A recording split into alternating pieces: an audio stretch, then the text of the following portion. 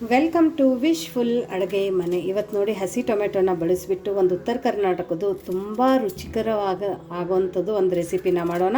ತುಂಬ healthy recipe ಅಂತಲೂ ಅನ್ಬೋದು. ನಾನು ಇವತ್ತೇ ಇಲ್ಲಿ ಒಂದು 5ರಿಂದ 6 ಟೊಮೆಟೊನ ತೊಗೊಂಡಿದ್ದೀನಿ. ಸೊ ಟೊಮೆಟೊನ ಮಧ್ಯದಲ್ಲಿನೇ ಕಟ್ ಮಾಡ್ಕೋಬೇಕು. ಆಮೇಲೆ ನಾವು ಟೊಮೆಟೊನ ತೊಗೋಬೇಕಂದ್ರೆ ಈ ಥರ ಹಸಿ ಟೊಮೆಟೊನೇ ತೊಗೋಬೇಕು. ಜಾಸ್ತಿ ಹಣ್ಣಾಗಿರೋ ಟೊಮೆಟೊನ ತೊಗೋಬೇಡಿ. ಹಸಿ ಟೊಮೆಟೊಯಿಂದನೇ ನಾವು ಇವತ್ತೇ ಈ ರೆಸಿಪಿನ ಮಾಡಬೇಕು. ಇಲ್ಲಿ ನೀವು ನೋಡ್ತಾ ಇದ್ದೀರಲ್ಲ, ಈ ಥರ ಹಸಿ ಟೊಮೆಟೊನ ತೊಗೊಂಡಿರೋದು. ಇದ್ರೊಳಗಡೆ ಬೀಜ ಏನು ನಾವು ತಕ್ಕೋತಾ ಇಲ್ಲ. ಅದರ ಜೊತೆ ಇಲ್ಲಿ ನಾನು ಒಂದು ಸ್ವಲ್ಪ ಬೆಳ್ಳುಳ್ಳಿ ಕೂಡ ಹಾಕ್ಕೊಂಡಿದ್ದೀನಿ. ಮೆಣಸಿನ್ಕಾಯಿನ ಖಾರನ ನೋಡಿಬಿಟ್ಟು ಮೆಣಸಿನ್ಕಾಯಿನ ತೊಗೊಳ್ಳಿ. ಮೆಣಸಿನ್ಕಾಯ್ದು ತುಂಬನ್ನು ನಾವು ತಕ್ಕೋಬೇಕು ನೋಡಿ ಇದೇ ಥರ. ಸೊ ಎಲ್ಲ ಒಟ್ಟಿಗೆ ನಾವು ಒಂದು ತವೆ ಒಳಗಡೆ ಹಾಕ್ಕೊಳ್ಳೋಣ. ನೀವು ಬೇಕಂದರೆ ಕಡಾಯಿನೂ ಕೂಡ ತೊಗೋಬೋದು. ಸೊ ನೋಡಿ ನಾನು ಒಂದು ಸ್ವಲ್ಪ ಖಾರನ ಜಾಸ್ತಿನೇ ಹಾಕ್ಕೊಂಡಿದ್ದೀನಿ. ಯಾಕಂದರೆ ಇದು ಒಂದು ಸ್ವಲ್ಪ ಹುಳಿ ಇರೋದ್ರಿಂದ ಸ್ವಲ್ಪ ಖಾರ ಒಂದು ಸ್ವಲ್ಪ ಜಾಸ್ತಿ ಹಾಕಿದರೆ ಬ್ಯಾಲೆನ್ಸ್ಡ್ ಆಗುತ್ತೆ ಅಂತ ನೋಡಿ. ಇವಾಗ ಇದನ್ನು ನಾವು ಈ ಥರ ಇಟ್ಕೊಳ್ಳೋಣ. ಇವಾಗ ಫ್ಲೇಮನ್ನು ಆನ್ ಮಾಡ್ಕೊಳ್ಳೋಣ. ಸೊ ನೋಡಿ ಫ್ಲೇಮನ್ನು ಇಲ್ಲಿ ನಾವು ಮೀಡಿಯಮ್ ಫ್ಲೇಮಲ್ಲಿ ಇಟ್ಕೊಳ್ಳೋಣ. ಇವಾಗ 1 ಸ್ಪೂನಷ್ಟು ಎಣ್ಣೆನ ಹಾಕ್ಕೊಳ್ಳೋಣ. ಜಾಸ್ತಿ ಎಣ್ಣೆ ಏನು ಬೇಕಾಗಿಲ್ಲ ನೋಡಿ. ಈ ಥರ ಸ್ಪೂನಿಂದ ನಾನು 2 ಸ್ಪೂನ್ ಹಾಕ್ಕೊಂಡಿದ್ದೀನಿ. ನೀವು ಬೇಕಂದರೆ 1 ಸ್ಪೂನು ಕೂಡ ಹಾಕ್ಕೋಬೋದು. ಚಿಕ್ಕದಿದೆ ಅಂತ 2 ಸ್ಪೂನ್ ಹಾಕ್ಕೊಂಡಿದ್ದೀನಿ ನೋಡಿ. ಇವಾಗ ಫ್ಲೇಮನ್ನು ನಾನು ಹೈ ಫ್ಲೇಮಲ್ಲಿ ಇಟ್ಕೊಂಡಿದ್ದೀನಿ ನೋಡಿ. 2 ಸೈಡು ನಾವು ಟೊಮೆಟೊನ ಈ ಥರ ಚೆನ್ನಾಗೆ ಹುರ್ಕೋಬೇಕು ನೋಡಿ. 2 ಸೈಡು ನಾವು ಟೊಮೆಟೊನ ಇದೇ ಥರ ಹುರ್ಕೋಬೇಕು. ಇವಾಗ ಏನಾಗಿದೆ ಅಂದರೆ ನಮ್ಮದು ಹಸಿಮೆಣಸಿನ್ಕಾಯಿ ಮತ್ತು ಬೆಳ್ಳುಳ್ಳಿ ಹುರಿದಿದೆ. ಇಲ್ಲಿ ನೀವು ನೋಡ್ಬೋದು ಕೆಂಪು ಕಲರ್ ಆಗಿದೆ. ಇದನ್ನು ನಾವು ಇವಾಗ ಒಂದು ಪ್ಲೇಟಕ್ಕೆ ತಕ್ಕೊಳ್ಳೋಣ ನೋಡಿ. ಎಲ್ಲ ಹಸಿಮೆಣಸಿನ್ಕಾಯಿ ಮತ್ತು ಬೆಳ್ಳುಳ್ಳಿನ ನಾವು ಈ ಥರ ತಕ್ಕೊಳ್ಳೋಣ ನೋಡಿ. ಈ ಥರ ಬೆಳ್ಳುಳ್ಳಿ ಮತ್ತು ಹಸಿಮೆಣಸಿನ್ಕಾಯಿನ ನಾವು ತಕ್ಕೊಂಡಿದ್ದೀವಿ. ಇದನ್ನು ಪಕ್ಕಕ್ಕಿಡೋಣ. ಇವಾಗ ಈ ಟೊಮೆಟೊನ ನಾವು ಇದೇ ಥರ 2 ಮೈ ಇನ್ನೂ ಒಂದು ಸ್ವಲ್ಪ ಕಪ್ ಕಲರ್ ಬರೋ ತನಕ ಹುರ್ಕೋಬೇಕು. ಯಾಕಂದರೆ ಒಳಗಡೆ ಇನ್ನೊಂದು ಸ್ವಲ್ಪ ನೀರಿನ ಅಂಶ ಇದೆ ಇದಕ್ಕೆ. ಇನ್ನೂ ಇದು ಸಾಫ್ಟ್ ಆಗಿಲ್ಲ. ಅಲ್ಲಿ ತನಕ ನಾವು ಇದನ್ನು ಹುರ್ಕೋಬೇಕು. ಸೊ ಇದು ಹುರ್ಕೊಳ್ಳೋ ತನಕ ಮುಂದೆ ಏನು ಮಾಡೋದು ಅಂತ ನೋಡೋಣ ಬನ್ನಿ ನೋಡಿ. ಇಲ್ಲಿ ಇನ್ನೊಂದು ಪ್ಯಾನ್ ತೊಗೊಂಡಿದ್ದೀನಿ. ಟೊಮೆಟೊ ನಾವು ಹುರಿಯೋ ತನಕ ಇಲ್ಲೇನು ಮಾಡೋಣ ಅಂದರೆ ಇದು ನಮ್ಮದು ವಿಜಾಪುರದ್ದು ಜವಾರಿ ಚೌಳಿಕಾಯಿ ಇದೆ.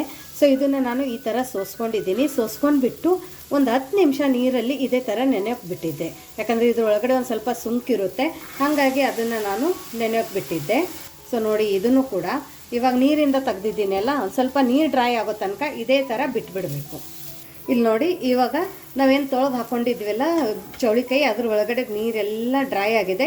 ಈ ಟೈಮಲ್ಲಿ ಇಲ್ಲಿ ನಾವು ಒಂದು 2 ಸ್ಪೂನಷ್ಟು ಎಣ್ಣೆನ ಹಾಕೊಳ್ಳೋಣ ನೋಡಿ. ಚಿಕ್ಕ ಸ್ಪೂನಿಂದ 2 ಸ್ಪೂನು. ಸೊ ದಪ್ಪ ಸ್ಪೂನ್ ಇದ್ದರೆ, ಉಪ್ಪಿಟ್ಟು ಸ್ಪೂನ್ ಇದ್ದರೆ 1 ಸ್ಪೂನ್ ಹಾಕ್ಕೊಳ್ಳಿ. ಇವಾಗ ಇದನ್ನು ಒಂದು ಸ್ವಲ್ಪ ಚೆನ್ನಾಗಿ ಕಣ್ಣು ಬೀಳೋ ತನಕ ನಾವು ಹುರ್ಕೋಬೇಕು ನೋಡಿ. ಫ್ಲೇಮನ್ನು ಮಾತ್ರ ಹೈ ಟು ಮೀಡಿಯಮ್ ಫ್ಲೇಮಲ್ಲಿನೇ ಇಟ್ಕೊಂಡು ಹುರ್ಕೊಳ್ಳೋಣ. ಈ ಪಲ್ಯ ಮಾಡೋದು ತುಂಬ ಈಸಿ ಇದೆ, ತುಂಬ ದಿಢೀರಂತ ಆಗುತ್ತೆ. ಈ ಥರ ಜವಾರಿ ಚೌಳಿಕಾಯಿ ಸಿಕ್ಕಿದ್ರೆ ನೀವು ತೊಗೊಳ್ಳಿ.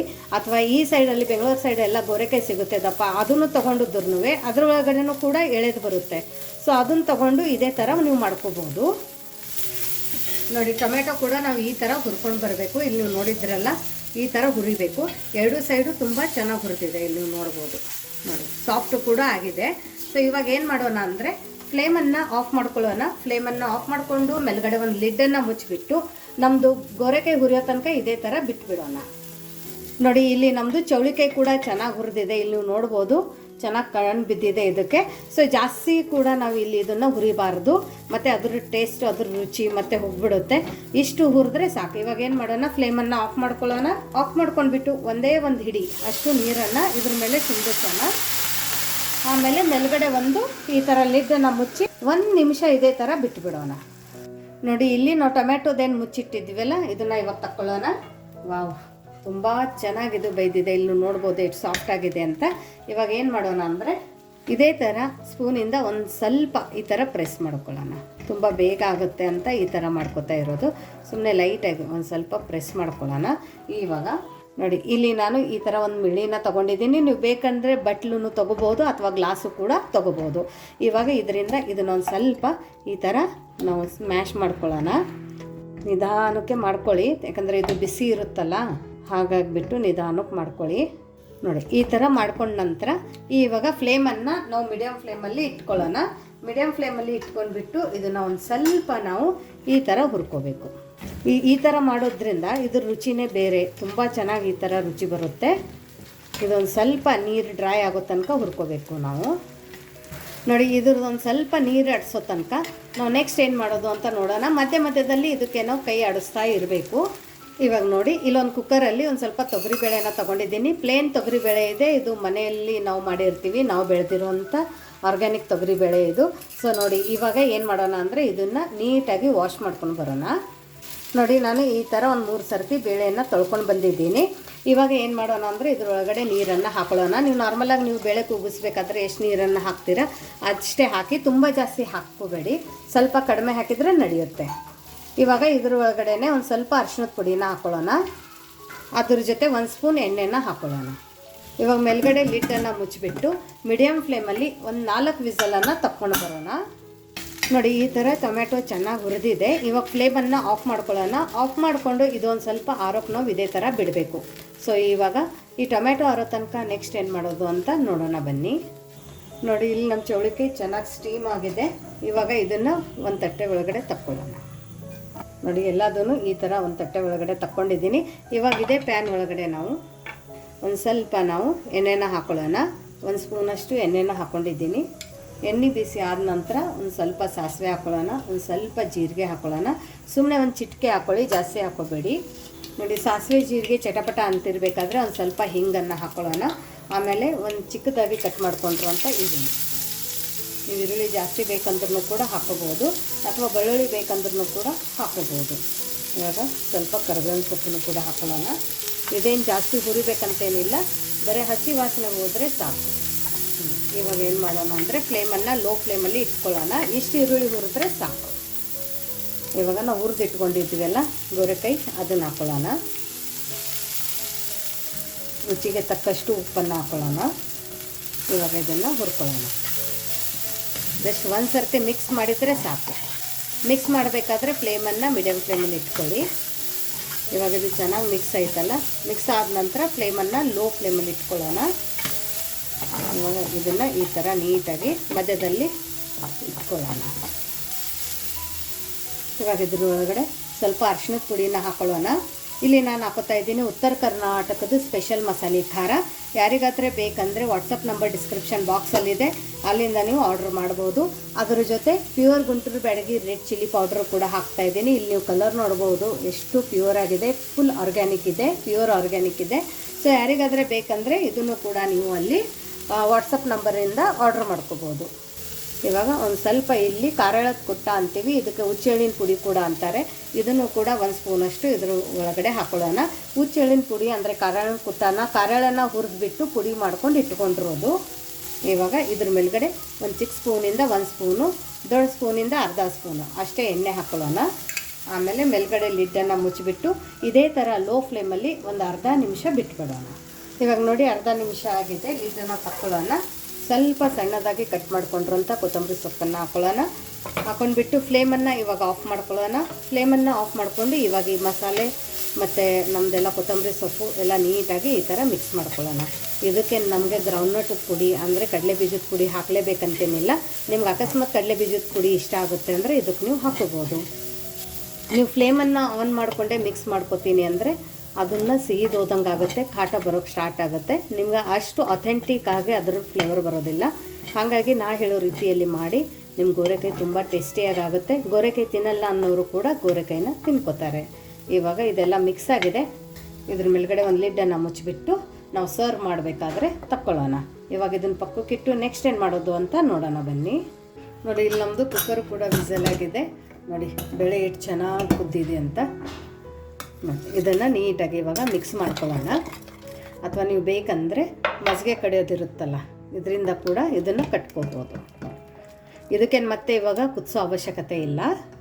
ಇವಾಗ ಇದರೊಳಗಡೆ ರುಚಿಗೆ ತಕ್ಕಷ್ಟು ಉಪ್ಪನ್ನು ಹಾಕೊಳ್ಳೋಣ. ನೀವು ಬೇಕಂದರೆ ಇದಕ್ಕೆ ಬೆಳ್ಳುಳ್ಳಿ ಪಾನ್ಯ ಕೂಡ ಹಾಕೋಬೋದು. ಬಟ್ ಇದನ್ನು ನಾವು ಇವತ್ತೇ ಉತ್ತರ ಕರ್ನಾಟಕ ಸ್ಟೈಲಲ್ಲಿ ಮಾಡ್ತಾಯಿದ್ದೀನಲ್ಲ, ಸೊ ಹಾಗಾಗಿಬಿಟ್ಟು ಇದನ್ನು ನಾವು ಇದೇ ಥರ ತಿನ್ನೋದು. ಇವಾಗ ನೀವು ಕನ್ಸಿಸ್ಟೆನ್ಸಿನ ನೋಡಿಕೊಂಡು ಮಾಡ್ಕೋಬೋದು. ನೋಡಿ ಪರ್ಫೆಕ್ಟಾಗಿ ಇದೆ. ನೋಡಿ ಇದು ನಮ್ಮದು ಸಪ್ಪನ ಬೇಳೆ ರೆಡಿ ಆಗೈತಲ್ಲ, ಇದನ್ನು ನಾವು ಪಕ್ಕಕ್ಕಿಡೋಣ. ಪಕ್ಕಕ್ಕಿಟ್ಟು ನೆಕ್ಸ್ಟ್ ಏನು ಮಾಡೋದು ಅಂತ ನೋಡೋಣ. ನೋಡಿ ಇಲ್ಲಿ ನಾನು ಎಳ್ಳನ್ನು ತೊಗೊಂಡಿದ್ದೀನಿ, ಬಿಳಿ ಎಳ್ಳು. ಇದನ್ನು ಒಂದು ಸ್ವಲ್ಪ ಕೆಂಪು ಕಲರ್ ಬರೋ ತನಕ ಹುರ್ಕೊಂಡಿದ್ದೀನಿ, ತಣ್ಣಗಾಗೋಗ್ಬಿಟ್ಟಿದೆ. ಇವಾಗ ಏನು ಮಾಡೋಣ ಅಂದರೆ ಇದು ಒಂದು ಮಿಕ್ಸಿ ಜಾರ್ ಒಳಗಡೆ ಹಾಕೊಳ್ಳೋಣ. ಫಸ್ಟ್ ಇದು ನಾವು ಪುಡಿ ಮಾಡ್ಕೊಂಡು ತಕ್ಕೋಬೇಕು. ಟೊಮೆಟೊ ಜೊತೆನೇ ಹಾಕ್ತೀವಿ ಅಂದರೆ ಇದು ಚೆನ್ನಾಗಿ ಪುಡಿ ಆಗಂಗಿಲ್ಲ. ಹಾಗಾಗಿಬಿಟ್ಟು ಇದನ್ನು ನಾವು ನಾರ್ಮಲಾಗಿ ಒಂದು ಸ್ವಲ್ಪ ತರಿ ರವೆ ಥರ ಪುಡಿ ಮಾಡ್ಕೊಂಡು ಬರೋಣ. ನೋಡಿ ಇಲ್ಲಿ ಎಳ್ಳಿಂದ ಈ ಥರ ಪುಡಿ ಮಾಡ್ಕೊಂಡು ಬಂದಿರೋದು, ತುಂಬ ಫೈನ್ ಏನಿಲ್ಲ, ರವೆ ಥರನೇ ಮಾಡ್ಕೊಂಡು ಬಂದಿದ್ದೀನಿ. ಇಲ್ಲಿ ನೋಡಿ ಸಣ್ಣ ರವೆ ಇರುತ್ತೆ ಅಲ್ಲ, ಚಿರೋಟಿ ರವೆ, ಅದೇ ಥರ ಮಾಡ್ಕೊಂಡಿದ್ದೀನಿ. ಸೊ ಇವಾಗ ಏನು ಮಾಡೋಣ ಅಂದರೆ, ಇಷ್ಟೆಲ್ಲ ಅಂತೂ ನಾವು ಯೂಸ್ ಮಾಡ್ತಾ ಇಲ್ಲ. ಸೊ ನೀವು ಈ ಥರ ಒಂದು ಸರ್ತಿ ಎಳ್ಳಿನ ಪುಡಿ ಮಾಡ್ಕೊಂಡಿದ್ರೆ ನೀವು ಬದನೆಕಾಯಿ ಪಲ್ಯಕ್ಕಾಗಿರ್ಬೋದು, ಗೋರೆಕಾಯಿ ಪಲ್ಯಕ್ಕಾಗಿರ್ಬೋದು, ಹೀರೆಕಾಯಿ ಪಲ್ಯಕ್ಕಾಗಿರ್ಬೋದು, ಒಂದು ಅರ್ಧ ಸ್ಪೂನ್ ಹಾಕಿದರೆ ರುಚಿ ತುಂಬ ಸಖತ್ತಾಗಿ ಬರುತ್ತೆ. ಸೊ ನಾನು ಏನು ಮಾಡ್ತೀನಿ ಅಂದರೆ, ಈ ಥರ ಒಂದೇ ಸರ್ತಿಗೆ ಪುಡಿ ಮಾಡಿಕೊಂಡು 1 ತಿಂಗಳು ಆಗೋಷ್ಟು ಸ್ಟೋರ್ ಮಾಡ್ಕೊಂಡು ಇಟ್ಕೋತೀನಿ. ಸೊ ಏರ್ ಟೈಟ್ ಕಂಟೈನರಲ್ಲಿ ಹಾಕಿ ಫ್ರಿಜ್ಜಲ್ಲಿ ನೀವು ಇದನ್ನು 1 ತಿಂಗಳ ತನಕ ಸ್ಟೋರ್ ಮಾಡ್ಕೋಬೋದು. ಸೊ ಇದನ್ನು ನಾವು ಇವಾಗ ಒಂದು ಬಾಣಲಿಯಲ್ಲಿ ತಕ್ಕೊಳ್ಳೋಣ. ಇವಾಗ ಮತ್ತೆ ಅದೇ ಮಿಕ್ಸಿ ಜಾರಕ್ಕೆ ನಮ್ಮ ಟೊಮೆಟೊ ಎಲ್ಲ ಚೆನ್ನಾಗಿ ಆರಿದೆ ಅಲ್ಲ, ಹುರಿದಿರೋ ಟೊಮೆಟೊ, ಅದನ್ನು ಇದು ಮಿಕ್ಸಿ ಜಾರಕ್ಕೆ ಹಾಕೊಳ್ಳೋಣ. ಇಲ್ಲ ನಮ್ಮ ಹತ್ರ ಕಲಿ ಇದೆ ಅಂದರೆ ನೀವು ಕಲಿಯಲ್ಲಿ ಕೂಡ ಕುಟ್ಕೋಬೋದು, ಇನ್ನೂ ರುಚಿ ಜಾಸ್ತಿ ಆಗುತ್ತೆ. ಇವಾಗ ಇದ್ರ ಒಳಗಡೆ ನಾವು ಮೊದಲು ಹುರ್ಕೊಂಡು ತಗೊಂಡಿದ್ದೀವಲ್ಲ ಬೆಳ್ಳುಳ್ಳಿ ಮತ್ತು ಹಸಿಮೆಣಸಿನ್ಕಾಯಿ, ಅದನ್ನು ಕೂಡ ಹಾಕೊಳ್ಳೋಣ. ಅದ್ರ ಜೊತೆ ಒಂದು ಸ್ವಲ್ಪ ಇಲ್ಲಿ ಕೊತ್ತಂಬರಿ ಸೊಪ್ಪನ್ನು ಹಾಕೊಳ್ಳೋಣ. ಇವಾಗ ರುಚಿಗೆ ತಕ್ಕಷ್ಟು ಉಪ್ಪು ಕೂಡ ಇವಾಗಲೇ ಹಾಕೊಳ್ಳೋಣ. ಉಪ್ಪನ್ನು ನೋಡಿಬಿಟ್ಟು ಹಾಕ್ಕೊಳ್ಳಿ. ಒಂದು 2 ಕಾಳಷ್ಟು ಜೀರಿಗೆನ ಹಾಕೊಳ್ಳೋಣ.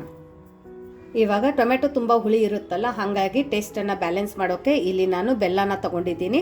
ಚಿಕ್ಕ ಸ್ಪೂನಿಂದ 1 ಸ್ಪೂನ್ ತೊಗೊಂಡಿದ್ದೀನಿ. ದಪ್ಪ ಸ್ಪೂನ್ ಇದ್ದರೆ, ಉಪ್ಪಿಟ್ಟು ಸ್ಪೂನ್ ಇದ್ದರೆ ಒಂದು ಅರ್ಧ ಸ್ಪೂನ್ ಹಾಕ್ಕೊಳ್ಳಿ.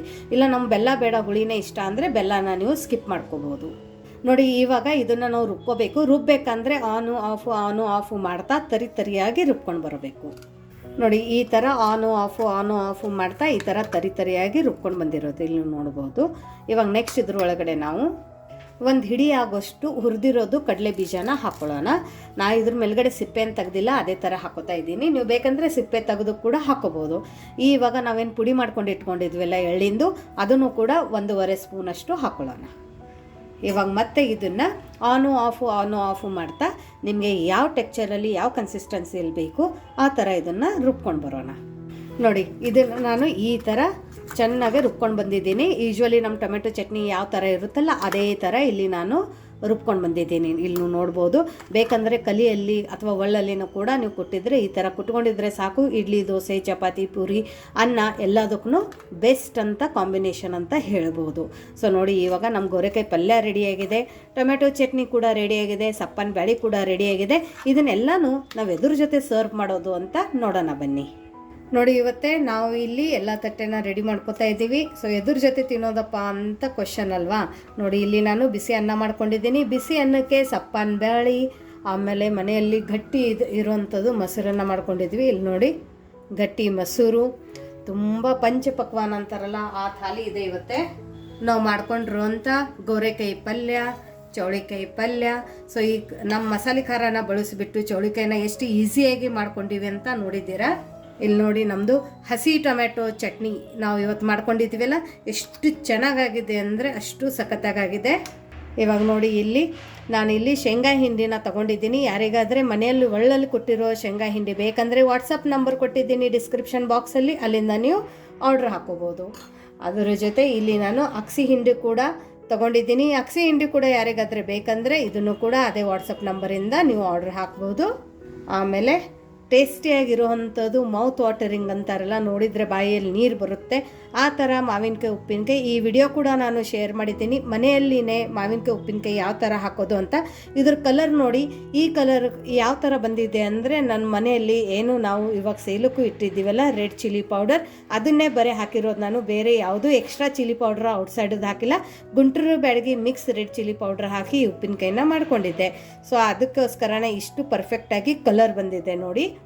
ಇವಾಗ ಇದ್ರ ಜೊತೆ ತಿನ್ನೋಕ್ಕೆ ಇಲ್ಲಿ ನಾನು ಈರುಳ್ಳಿನ ಇಟ್ಕೊಂಡಿದ್ದೀನಿ, ಗಜರಿಕಾಯಿನ ಇಟ್ಕೊಂಡಿದ್ದೀನಿ. ಇದು ಬಿಜಾಪುರ ಗಜರಿಕಾಯಿ, ಆಮೇಲೆ ಅಲ್ಲಿಂದಾನೆ ತೊಗೊಂಡು ಬಂದಿರೋಂಥ ಸೌತೆಕಾಯಿ. ನೋಡಿ ಎಷ್ಟು ಪರ್ಫೆಕ್ಟಾಗಿದೆ. ಇದ್ರ ಜೊತೆ ರೊಟ್ಟಿ ಪಲ್ಯ ಏನು ಬೇಕಂತೇನಿಲ್ಲ, ನೀವು ಇದು ಥರ ಸಹ ಅನ್ನದ ಜೊತೆ ತಿನ್ಕೋಬೋದು. ಇವತ್ತೇ ನಾನಿಲ್ಲಿ ಮೆತ್ತನ ಸಜ್ಜಿ ರೊಟ್ಟಿನ ಮಾಡಿದ್ದೀನಿ ನೋಡಿ. ಸಜ್ಜಿ ರೊಟ್ಟಿ ಜೊತೆ ನಾನು ಈ ಥಾಲಿನ ಸರ್ವ್ ಮಾಡ್ತಾಯಿದ್ದೀನಿ. ಯಾರಿಗಾದರೆ ಮೆತ್ತನ ಸಜ್ಜಿ ರೊಟ್ಟಿ ಯಾವ ಥರ ಮಾಡೋದು ಅಂತ ವಿಡಿಯೋ ಬೇಕಂದರೆ ನನಗೆ ನೀವು ಕಮೆಂಟ್ ಹಾಕಿ, ನಿಮಗೋಸ್ಕರ ನಾನು ಈ ಥರ ಎಳ್ಳು ಹಚ್ಚಿರೋದು ಸಜ್ಜಿ ರೊಟ್ಟಿ ವಿಡಿಯೋ ಸಹ ತೊಗೊಂಡು ಬರ್ತೀನಿ. ಸೊ ನೋಡಿ ಸಜ್ಜಿ ರೊಟ್ಟಿ ಯೂಶ್ವಲಿ ತುಂಬ ಕ್ರಿಸ್ಪಿ ಆಗುತ್ತೆ ಅಂತಾರೆ. ಸೊ ಇದನ್ನು ನಾವು ಈ ಥರ ಮಾಡ್ಕೋಬೋದು. ಸೊ ನೋಡಿ ನಮ್ಮದು ಇದು ಕಂಪ್ಲೀಟ್ ಥಾಲಿ ಆಗಿದೆ, ಪರ್ಫೆಕ್ಟ್ ಥಾಲಿ ಅಂತಲೂ ಅನ್ಬೋದು. ಇವಾಗ ನಾನು ನಿಮಗೆ ಇದನ್ನು ಟೇಸ್ಟ್ ಮಾಡಿ ಹೇಳ್ತೀನಿ. ನೋಡಿ ಈ ಥರ ಗೋರೆಕಾಯಿ ಪಲ್ಯ, ಟೊಮೆಟೊ ಚಟ್ನಿ, ನೀವು ಬೇಕಂದರೆ ಮೊಸರು ಜೊತೆ ತಿನ್ಕೋಬೋದು ಅಥವಾ ಸಪ್ಪನ ಬ್ಯಾಳಿ ಜೊತೆ ಅಂತೂ ಒಂದು ಸರ್ತಿ ತಿಂದು ನೋಡಿ. ಆಹಾ, ಟೆಂಪ್ಟಿಂಗ್, ತುಂಬ ಚೆನ್ನಾಗಿ ಅನಿಸುತ್ತೆ ಟೇಸ್ಟು. ನಾನು ಟೇಸ್ಟ್ ಮಾಡಿ ಹೇಳ್ತೀನಿ. ಒಬ್ಬೊಬ್ಬ ಇದು ಉಪ್ಪಿನಕಾಯಿ ಸಖತ್ತಾಗಿದೆ. ಚಟ್ನಿ ಎಷ್ಟು ಚೆನ್ನಾಗಾಗಿದೆ ಅಂದರೆ ಆಗಲೇ ನೆಕ್ಬೋದು ನೀವು, ಅಷ್ಟು ಚೆನ್ನಾಗಾಗಿದೆ, ಅಷ್ಟು ಟೇಸ್ಟಿಯಾಗಿದೆ. ಈ ಥರ ಉಣ್ಬಿಟ್ಟು ಮೇಲ್ಗಡೆ ಸಪ್ಪನ ಬ್ಯಾಳಿ, ಅನ್ನ ಮತ್ತು ಟೊಮೆಟೊ ಚಟ್ನಿ ಹಾಕ್ಕೊಂಡು ಕಲಿಸ್ಕೊಂಡು ತಿಂದರೆ ಸ್ವರ್ಗ ಇದ್ದಂಗೆ ಇರುತ್ತೆ ನೋಡಿ. ಈ ಥರ ಹಾಕ್ಕೊಂಡು ಸ್ವಲ್ಪ ಟೊಮೆಟೊ ಚಟ್ನಿನ ಹಾಕ್ಕೊಂಡು ಇದನ್ನು ನೀವು ಈ ಥರ ಕಲಿಸ್ತಾ ತಿನ್ಕೋಬೋದು. ತುಂಬ ಸಖತ್ ಟೇಸ್ಟ್ ಕೊಡುತ್ತೆ ನೋಡಿ. ಎಷ್ಟು ಚೆನ್ನಾಗಿದೆ ಅಂದರೆ 101% ನಾನು ಹೇಳ್ತೀನಿ. ನಿಮ್ಮ ಬಾಯಿಯಲ್ಲಿನೂ ಕೂಡ ನೀರು ಬರ್ತಾ ಇರ್ಬೋದು ಈ ರೆಸಿಪಿ ನೋಡಿಬಿಟ್ಟು. ಸೊ ಸಿಂಪಲ್ಲಾಗಿ ಒಂದು ಥಾಲಿನ ನಾವು ಈ ಥರ ಮಾಡ್ಕೋಬೋದು. ನಿಮಗೆ ಇವತ್ತಿಂದ ಈ ಉತ್ತರ ಕರ್ನಾಟಕದ ಸಜ್ಜಿ ರೊಟ್ಟಿ, ಟೊಮೆಟೊ ಚಟ್ನಿ, ಸಪ್ಪನ ಬ್ಯಾಳಿ, ಚೌಳಿಕಾಯಿ ಪಲ್ಯ ರೆಸಿಪಿ ಹೇಗೆ ಅನ್ನಿಸ್ತು ಅಂತ ಕಮೆಂಟ್ ಮೂಲಕ ತಿಳಿಸೋದನ್ನು ಮರಿಬೇಡಿ. ಸೊ ನೀವು ಕೂಡ ಈ ರೆಸಿಪಿನ ಟ್ರೈ ಮಾಡಿ ಹೇಗೆ ಬಂತು ಅಂತ ಕಮೆಂಟ್ ಮೂಲಕ ತಿಳಿಸಿ. ಮತ್ತೆ ಸಿಗೋಣ ಇದೇ ಥರ ಹೊಸ ರೆಸಿಪಿ ಜೊತೆ ನಮ್ಮ ವಿಶ್ಫುಲ್ ಅಡುಗೆ ಮನೆಯಲ್ಲಿ. Thank you.